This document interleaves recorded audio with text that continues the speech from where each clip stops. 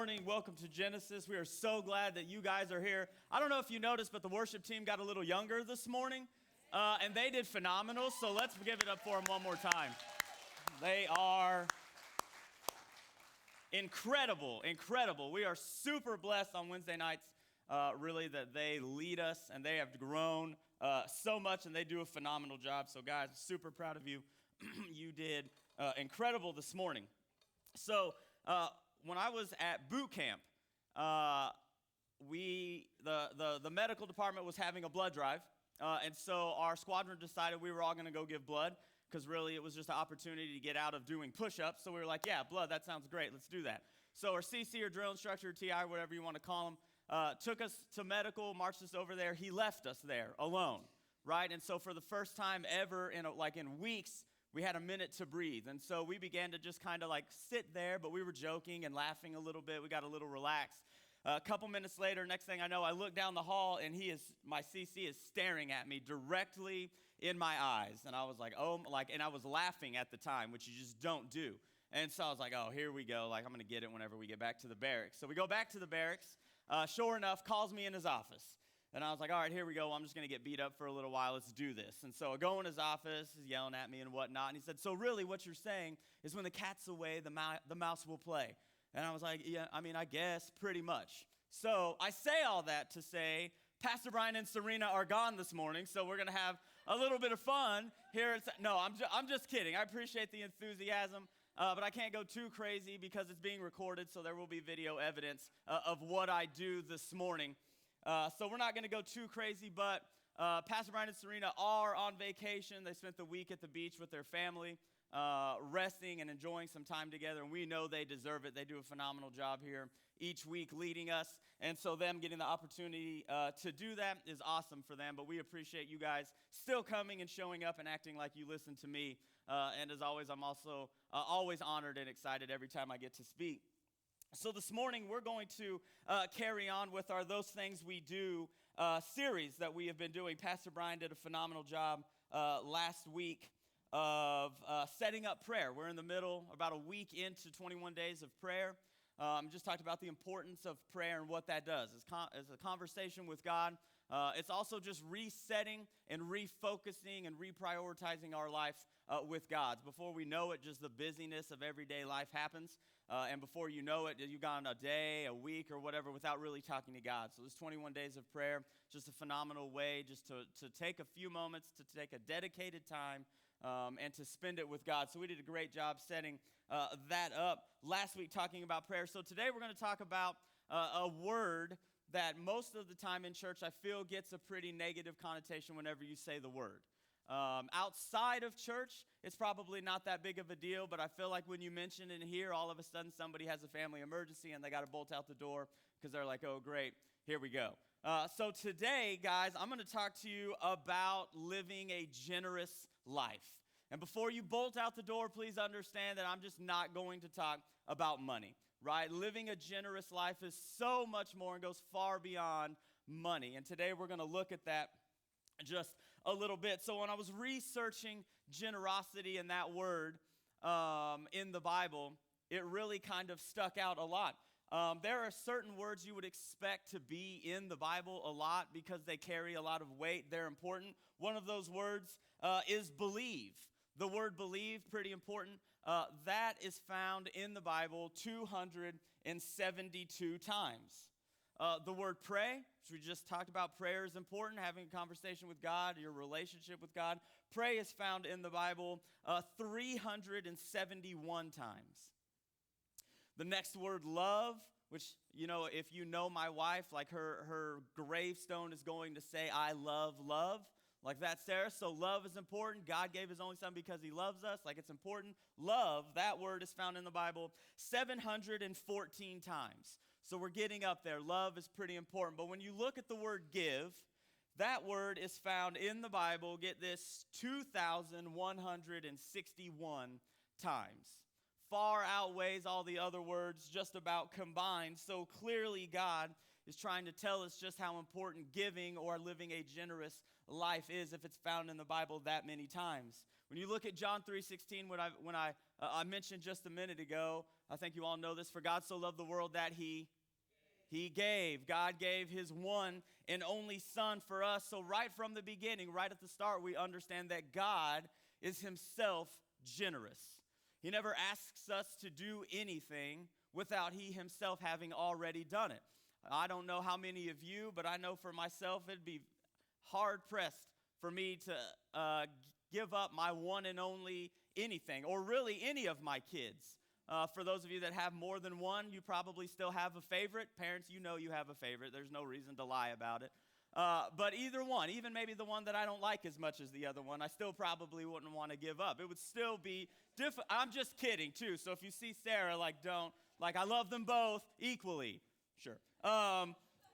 But God is generous, right? So he gave his one and only Son, so we know that living generous and giving is important based off of that. In Proverbs 11:24, we read that the world of the generous gets larger and larger. The world of the stingy gets smaller and smaller. So if you're generous, if you choose to live that sort of life today or throughout your life, your world begins to grow. It begins to get bigger. More opportunities are presented. Blessings come. Your world just gets bigger. But if you choose to be stingy, if you choose to be selfish and focus on you, your world begins to get smaller and smaller. I know people personally that are very close to me who really are just very selfish people. It's a me-first mentality. It's my needs above everybody. And their needs are above their spouses. Their needs are above their kids. It's them. They're very me-focused. And those people do not have a very good marriage. They're struggling in their marriage. Their kids are having issues. Financially, they're struggling. There's so many things that are brought about by choosing to live that stingy lifestyle. But when you choose to be generous, your world gets larger and larger. Almost all of the verses in the Bible, and this is what's cool, when you talk about generosity, when the Bible is talking about being generous, almost all of the verses in the Bible strictly focus on what being generous does for you. Now, there are a few verses in the Bible that talk about how it helps the people that you are being generous to, and that should always be a motivation, and we'll get into that a little bit, but helping others is always good. But almost all of the verses in the Bible focus on what being generous does for you, for what it brings to me. That's what those verses focus on. Whenever you live your life for others, it just enhances your life. More opportunities are presented. You're happier. All those things happen. Being generous, whether you realize it or not, enhances your life. A couple quotes that I really like this morning. One of them is by Winston Churchill. He said, "We make a living by what we get. We make a life by what we give." We make a living by what we get, absolutely. So we need to work hard, understand that that's how we survive. But our life, when we have a life that matters, it's based on what we give to other people. Another quote that I love from Mother Teresa, spent her whole life focusing on the poor. Everybody knows who Mother Teresa was. She said, "A life not lived for others is not a life." And she would know. She spent her whole life dedicating it to other people, living in the poorest of areas, strictly focusing on other people. And I guarantee if she was here today or if she had to do it all over again, she would make that same exact decision to live for other people. A life not lived for others is not a life. So today what I want to talk about is what being generous, one, does for you. What generous people receive through being generous. And then I'm going to give us a few ways towards the end of how we can be generous. Like I said, it's not all about money. There's so much more to being generous than just monetary. So the first thing today, which I believe is in your notes, that what I want you to understand is, one, that the generous are happy. The generous are happy. Have you ever driven in you're driving in your neighborhood, or you're driving down the street or wherever, and you see a little kid with a lemonade stand outside, and it says 25 cents or 50 cents, right? So sometimes maybe you might have stopped at that lemonade stand if it's a 25 cent, or you may just give them $1. Like, you're feeling super generous that day. So you give them $1, and you know probably that you're not even going to drink that lemonade because they probably stirred it with their finger, and you don't know where that finger has been, or they forgot the sugar or whatever it was. You're not drinking that lemonade, but you still stopped and gave them that money anyway, and you drove away what? With a smile on your face. You saw the smile on that little kid's face, and you know you just made his day. He's just out there having fun in front of his house, and you just stopped, and you just donated that money knowing you're not going to drink it, but it made you happy. It brought a smile to your face knowing that for that one moment, you made his day and you made yourself a little bit happier in that moment. Science has actually proven that there's a chemical that's released into our brain whenever we give. And that chemical that's released into your brain makes you happy. And I think it's incredible, that God demonstrated that he gave his one and only son, right? So God demonstrated his love and his generosity in that act. And God clearly said over 2,000 times that we need to give, right? So not only did he want us to give, but God in his infinite wisdom and power hardwired us. He wanted us to give, but what was awesome, he's like, I'm not going to make them do it, but I'm going to want them to do it. I'm going to make this chemical that when they give, when they listen to me, when they do what I ask them to do, it's just going to make them happy. And science has actually proven that there's a chemical that does that. Everybody knows that saying it's better to give than to receive, right? Like, it's awesome. There's nothing better. I love presents. So, like, one of my top 2 love languages is gifts. I'm too cheap to buy them myself. So when anybody else wants to give me a gift, I love you. Like, you'll see me smile, which I just don't do that often, but I'll smile, right? But when you have kids on Sunday or Christmas morning, not Sunday morning, they ain't getting a gift every Sunday morning. I love them, but like I said, I'm cheap. So Christmas morning, they wake up and they run out there and they get their presents. Man, it's exciting. And for those of you that have them, Santa stays up all night building something or getting it ready, so you're exhausted, but it's so much fun. It just makes you happy to see that. In Proverbs 11:25, it says, the generous will prosper. Those who refresh others will themselves be refreshed. So in this passage of Scripture, they use the word prosper, and that doesn't necessarily mean money-wise. Like, you're not going to prosper financially, but in this connotation, prosper means to be pushed forward. So there are all times in life where we're lagging, we're a little down, we're behind. Whatever feelings you may be having during that time, when you give, it makes you happy. And it says the generous will prosper. So therefore, we're going to be pushed forward. God is going to push us forward. He's going to catch us up, and we're going to feel refreshed when we choose to give and to be generous with other people. Proverbs 21:26 says, some people are always greedy for more, but the godly love to give. So that's us this morning. We're all in this room because we say that we love God, that we are Christ followers, and that's a priority in our life. This verse says the godly love to give. We all know greedy people. We all know people that are just out for themselves, that just work hard to collect whatever they can collect, and that think that that's going to make them happy, right? Over the last couple weeks with the youth, when we've been meeting, I've been talking about happiness and what true happiness really is. Because when you think about happiness, you think about something that makes you happy. So when you're thinking of being happy, it's attained through something that you have reached, something that you have gotten, an area of life that you're currently in, right? So if you do anything, if you play sports, all right, I want to be the starter on the basketball team. That's going to make me happy. So you work hard, you go to tryouts, coach names you a starter. What are you? You're happy, right? But then that's not good enough. You don't live off that happiness for the rest of your life. There's something else that you have to go to be happy again. All right, well, now I'm the starter, so now we got to win state. I want that title. That's going to make me happy. So you work hard. Maybe your team wins state. Congratulations. But then that's what? That's over. You're happy in that moment for a few days after, but then after that, you're still looking for something else to make you happy. Happiness is achieved through things that we have to try to attain or circumstances that we're in. So we're always looking for other ways to make us happy. But when you choose to be joyful, right? Joy is a decision. Joy is like, I'm just going to be joyful. God has given me so much. I'm just going to be happy in my circumstances. God loves me. God has blessed me. Here I am. I'm choosing to be joyful. And that's what we as Christians can do when we live generous. Living generously makes you happy, but it's more than just happiness. It's talking about joy and being fun. This is the church. This is what we as the church should be doing. If we are godly people, if we're following Christ, and that's what we need to do, we need to live generously and reach other people. Every Christmas here at Genesis, for those of you that may not know, we take up just a love offering. And this morning, Zach prayed for the Oklahoma City Dream Center over the last couple years. Through that offering, we've been able to make a donation to the Oklahoma City Dream Center. I'm very involved with Allie's House, which is a charity based here in Moore. It's super close to my heart.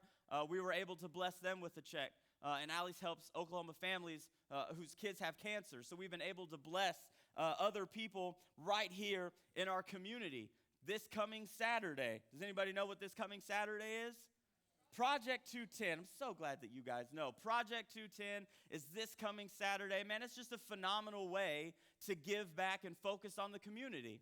And it doesn't cost you a dime to show up Saturday morning and just go to work. Yesterday, for those of you that may not know, some of the youth, I took a couple pictures that we're going to look at, brag on my youth again, but some of us showed up here Saturday morning at 7:45, and we went across the street to Central Elementary, and we spruced up their flower beds and their little pond area and got it ready for the school year. And I don't know if, there we go. There's a couple people right there smiling, hard at work. Beautiful day for Project 210, really. It was cloudy, light breeze, so it was beautiful. But we had a good time. Honestly, like, it wasn't bad. It didn't take that long. It was 2-3 hours, something like that, just pulling up weeds, putting down some mulch. And it was awesome because I had a couple parents come up to me and ask who we were, why we were there, like if we did this all the time. And it was just a phenomenal way to make relationships with people right here in our community. Maybe they didn't know we as the church existed, and it doesn't even matter if they walked through the door, but for that day, we made an impact in their life, something that's going to stick out, and I had a good time. We laughed. After we were done, we went to Waffle House, had some delicious breakfast. Can't ever go wrong with Waffle House, but we had a good time. When you choose to be generous, when you choose to live that life, you're happy. Friday, we went to Sulphur. The youth did all day. In the sun, swimming, jumping off Little Niagara. I was exhausted Friday night. Had to go to a birthday party, came back at like 11, collapsed, and I was up at 6 because I had to go to Lowe's. It was tiring. It was exhausting. Would I have liked to have gotten up early? Not really, but I did. I chose to do that, and really, I had a really good day because of it. We have that opportunity coming up as a church this Saturday just to do that. It doesn't cost us anything, just a little bit of time. And we can impact our life, and we can be generous, and it can make us happy just by pouring into other people. The second thing that we need to understand this morning about living a generous life is that the generous are compassionate. The generous are compassionate. Compassionate people are in tune with the needs of those around them. When you're choosing to be compassionate, you just know when somebody's hurting. You just know when somebody's struggling. You know the needs that are around you because you're looking for those opportunities, right? I probably have said this, but it was just a huge, impactful moment for me. After my dad died on a Friday, I came on Sunday morning to drop Parker off because she wanted to go to church, and I wasn't going to keep that from her. And I just felt like I wanted to come to worship. So I just walked over here. I sat in the back, was listening to the worship team. I was crying. And we had a gentleman here who doesn't attend, but he was sitting in the back, and he walked back there, and he just leaned against me really hard. He put his hand out, and he just pushed really hard on my heart. And he just closed his eyes and just to begin to pray for me. Cannot tell you what that did for me in that moment. Like, I bawled like a baby. He was crying. I was already sad anyway. It had been less than 2 days. But man, he showed some compassion in that moment that honestly changed my life forever. Like, in that moment, that's what I needed. Like, I knew God was telling me to come to worship for a reason, and I can tell you that's the reason why God told me to come to worship. He showed compassion in that moment. He didn't need to walk back there. Honestly, if he didn't, I wouldn't have known what I had missed, right? But he chose to get up and walk back there. Didn't really say anything to me at all. Just put his hand on my heart, leaned against me hard. I'll never forget that pressure. Just prayed, quiet to himself. And man, that just was huge for me. Proverbs 29:7 says, "The godly care about the rights of the poor, and the wicked don't care at all." The godly care. If we're godly people, if we're Christ followers, we have to choose to live compassionate. Generosity is being compassionate towards other people and caring. The wicked don't care at all. There are people that don't care about others at all. They don't care about their circumstances, their struggles. There are some people that they're the ones that are causing problems in other people's lives, but they don't care. The wicked don't care at all, but we as godly Christ followers need to care about other people, and this is exactly what the church is supposed to do. Guys, this is what we're supposed to do, is be compassionate and care for other people. All we did yesterday with the youth group was work in a flower bed. There were 5 flower beds total, basically. That's all we did. It wasn't hard. Pulled up some weeds that were real easy and laid that mulch down, trimmed some bushes, some hedges, and we were out. And that was it. But you never know what one small act like that can do for somebody. He just prayed for me. That's really all he did. But the impact, the lifelong impact that made for me was huge. We can choose to be compassionate towards other people. Proverbs 21:13 says, "Whoever shuts their ears to the cry of the poor will also cry out and not be answered. I don't know about you, but if I'm ever struggling, if I ever need that compassion, if I ever need God, I don't want to cry out and not be answered. But we have to choose to live that way for other people. If we choose to hear the cries of those around us, then when we cry out, God is going to hear our prayers. And I'm not saying that we do things just to get things back from God, but you reap what you sow, right? So when you choose to be compassionate, you choose to be generous, God is going to reciprocate those things to you. We can choose to be compassionate and live generously. The third thing this morning is that the generous are blessed. And I just said a second ago that we never give to get. That never needs to be our motivation. You never need to donate money or donate your time or be compassionate to others knowing, well, I'm going to need this here in about a week, so I'm going to do this good deed right here so that I can get that in a week. That's never our motivation. We never, ever give just to get. What we do, though, is we give out of our love for God. And this is what we need to understand this morning, church, that if you actually love God, then you're going to look for ways to display that love. If you're married, you're going to look for ways to show that love to your spouse, not just in your words, because we can come here and we can sing along with the phenomenal youth worship team and say those words, and we can say we love God, and then we can walk out of those doors. Nobody would know the wiser that we were here on Sunday morning. Nobody would know. But we give out of our love for God. In John 3:16, we already said, for God so loved the world that he gave. So when we reciprocate that love to God, what do? We give back. Proverbs 22:9 says, blessed are those who are generous because they feed the poor. And Proverbs 28:27 says, whoever gives to the poor will lack nothing, but those who close their eyes to poverty will be cursed. We never give just to get, but what we do is we just understand that when we live a generous lifestyle, we're just going to be blessed. I want to be blessed by God. I love God. I've said this before, and I 100% believe it. God did enough when he died on the cross for my sins.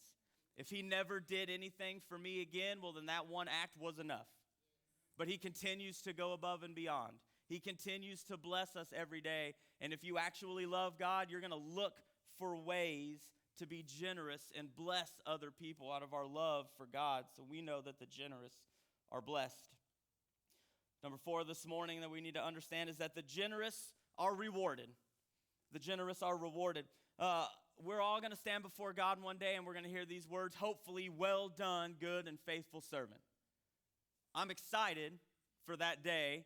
Hopefully it's a little bit away, but I'm excited for that to happen.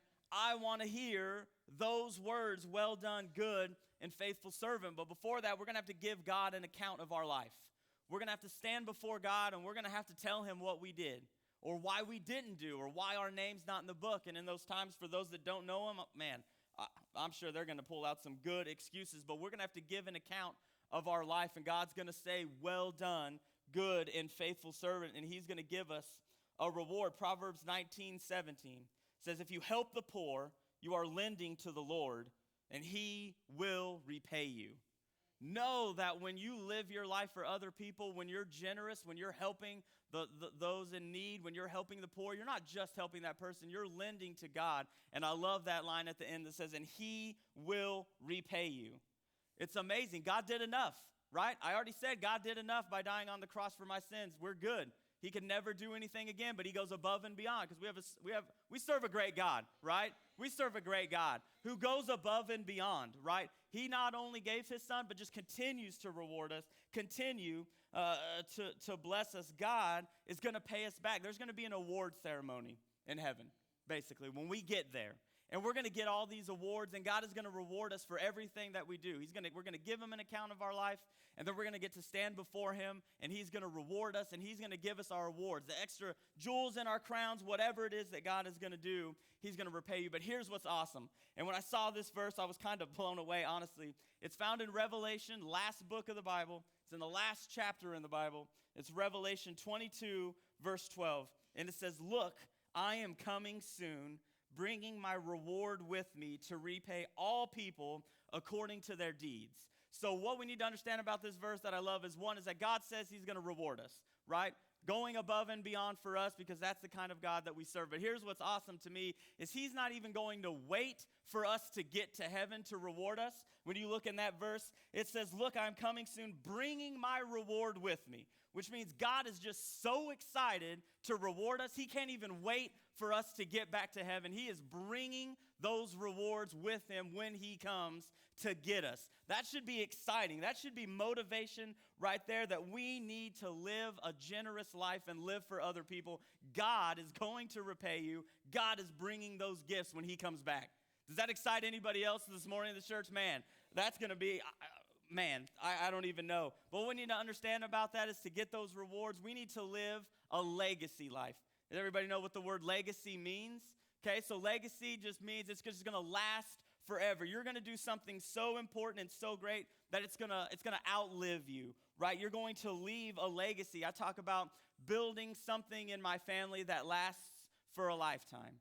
Building something that once I'm gone, it carries on. Whether it's a tradition, hopefully it's our love for God and our compassion and our willingness to serve. Like that's going to far outlive anything else monetarily or what we achieve, all our accomplishments. That's not going to leave a legacy life. I heard this quote, and it said, what we do for ourselves usually dies with us. What we do for others lives beyond us. And that should be our motivation because what we do for ourselves, it dies. We can make $1 billion, but guess what? When you die, that doesn't affect you at all. And as we have seen far too often, economies crash and governments crash and our money can be gone. We've been lucky enough really not to have, it's happened a couple times, but nothing insane. But all those things can go away. All our worldly accomplishments can go on like that. But what we do for others lives beyond us. Psalms 112:9 says, they share freely and give generously to those in need. Their good deeds will be remembered forever. Psalms 112:5-6 says, good comes to those who lend money generously and conduct their business fairly. Such people will not be overcome by evil. Those who are righteous will be long remembered. We can leave a legacy. We can live a legacy life, not by the accomplishments, but by how we choose to live our life for others. My goal this morning is not to get you just to give more money or anything like that. Our goal this morning and what I want you to understand is that we need to give our life away. Plain and simple. Mother Teresa said, a life not lived for others is no life at all. When we give our life away, it sounds dramatic, but man, the impact that it has not only on those around us, but on us, the awards, the rewards that God is going to pay, the legacy that we can leave, that should be a motivating factor for us this morning. We need to give our life away. 2 Corinthians 8:7 says, since you excel in so many ways, in your faith, your gifted speakers, your knowledge, your enthusiasm, and your love from us, I want you to excel also in this gracious act of giving. So we're so good in so many ways. Like, you guys just don't know how amazing these speakers are that you guys have. Like, I'm just kidding. I just thought it was funny. It says you're gifted speakers. But we excel in so many ways. We're so good at so many things, right? God has blessed us with talents and gifts, and we're good at that. But what he wants us to excel at is this gracious act of giving. 2 Corinthians 9:11 says, yes, you will be enriched in every way so that you can always be generous. And when we take your gifts to those who need them, they will thank God. So that one says you will be enriched in every way. Why does God want to enrich our lives in every way? One, because he's good. God just wants to bless us. If all we have to do is just do what he says to do. Plain and simple. He hardwired us to enjoy giving. So all we have to do is give, be generous. We're going to be happy. And then he's going to enrich our lives in every way. But also the second half of that verse says, and when you take your gifts to those who need them, we all have a gift. We all have things that we love to do. When you do it, it just feels right. Like you feel like this was your purpose. Like this is what you're doing. When you take those to those who need them, they will thank God. We're pointing people to God, whether you realize it or not. It doesn't come back on us. I don't really care if the people at Central Elementary know my name, which I don't even know if I told them my name, honestly. But I told them we were from Genesis Church right over there. We just love coming over there. Our actions, our generosity, us giving our life away points other people to God. When we use those gifts to those in need, they're going to point to God, and they're going to thank God for what he has done for them. So here's a question. How can we be generous? So we talked about 4 ways that generosity helps us, the person who is being generous. And so what you need to think about is, what has God given me that I can give away? So we talked about these gifts and these strengths and things that we just love to do, that God has blessed us with. So what we need to figure out is, how can I give that away? What do I have that God has given me that I can give to other people? That I can choose to be generous with this, right? So there's 4 ways we're going to touch on real quick. The first way that you can be generous is you can be generous with your time. For some, time is more important than money. Time is something we don't get back. You can earn more money. You get a 3rd, 4th, 5th, 6th job, whatever it is. But time, for some people, is more important than money. What you think all of you know, and I'm going to ask us to give these people a round of applause here in a minute when I'm done. But right now, there are people next door sitting with your kids to allow you to be over here. There were people who got here early, who swept the sidewalk, who prepped the coffee, who cleaned the bathrooms, who straightened up the chairs, who are dealing with the lights. All these things that make Sunday morning. We call those people our dream team members. All those people have chosen, we have 2 services on Sunday. All those people have chosen to attend one and serve one, which means I'm going to go to church, and I'm going to receive the word, and I'm going to get filled, and I'm going to praise God, but then I'm going to stay an extra hour and a half, and I'm just going to serve. I'm going to give up a little bit more of my time, and I'm going to serve the people who walk through this door. That's a decision that they've made. They've chosen on a Sunday morning to give up their time, and it's important. Without what those people do, we wouldn't be able to be in here right now. If all those babies in the nursery were here, you couldn't hear me. Like, you probably couldn't hear me, but there are people that chose to do that to serve. They are generous with their time. So let's give it up for our dream team members real quick. Everybody who makes Genesis Church what it is this morning. We can be generous with our time. It's just a decision. Project 210. You got to be here like 8 o'clock, I think, something like that. I don't know. You just go until the work is done. But you have a good time.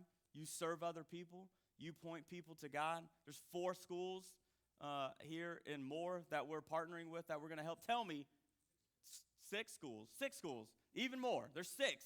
So we need you. Like, it's growing. So if you haven't signed up after this, y'all better run over there and sign up on those sheets, because we need you. 6 schools. You can't look at me and tell me that schools don't need God. You can't tell me that that doesn't need to happen. We have that opportunity. We said when you use those gifts that God has given you, where does it go? It points things back to God. Not to you, not even really to the church, maybe just a little bit, but it points to God. We can do that if we're generous with our time. A second thing this morning that we can be generous is we can be generous with our talent. Ephesians 4:7 says, "But to each one of us, grace has been given as Christ apportioned it."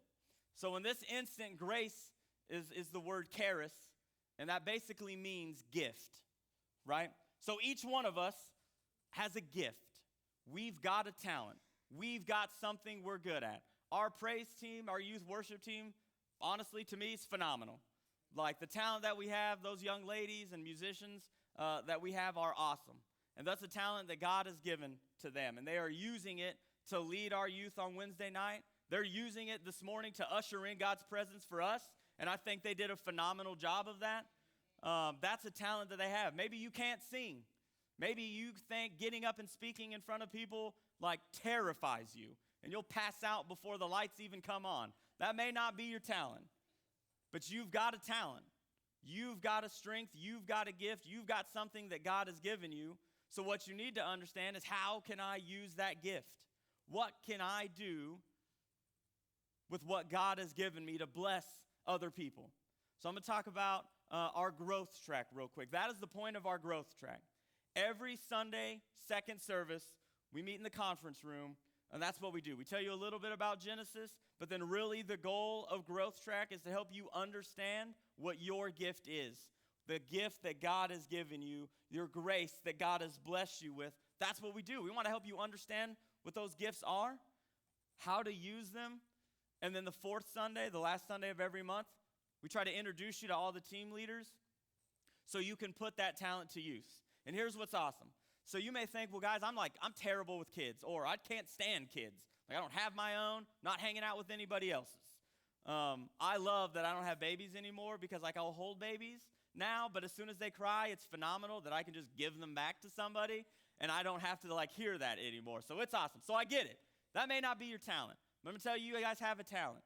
And if we at Genesis Church, if you don't see a group, a ministry that fits your talent, let me tell you, I'm just going to speak for Brian, we'll make that happen. If that's the gift that God has given you that you feel passionate about, that's biblical, we're going to make that happen. There may be other people sitting in here right next to you that has that same gift, and they don't even know how to use that talent either. But if you stepped up and understood what that talent was and how you can use it, man, we will make that happen for you. Because that means that there's another way that we can bless people around us. We can be generous with our talent if we just make that decision. The third thing this morning is that we can be generous with our touch.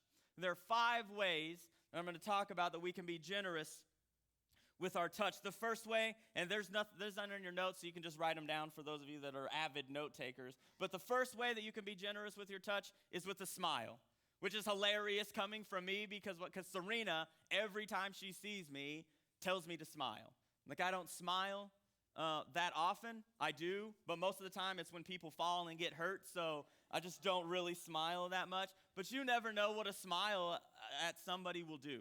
You walk by somebody, you just smile at them, man, you just don't know. You could have made their day. You could have saved their life, honestly, because they just may have felt invisible for weeks, that nobody cares. But you smiled and you showed compassion to them that day. The second way is sympathize.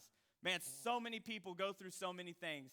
Sitting in the back of the room, I was struggling that day, and he just chose to sympathize with me. He just chose to pray, put his hand on my heart, and that's what he did. He sympathized. We can be sympathetic towards people. The third way is we can speak up.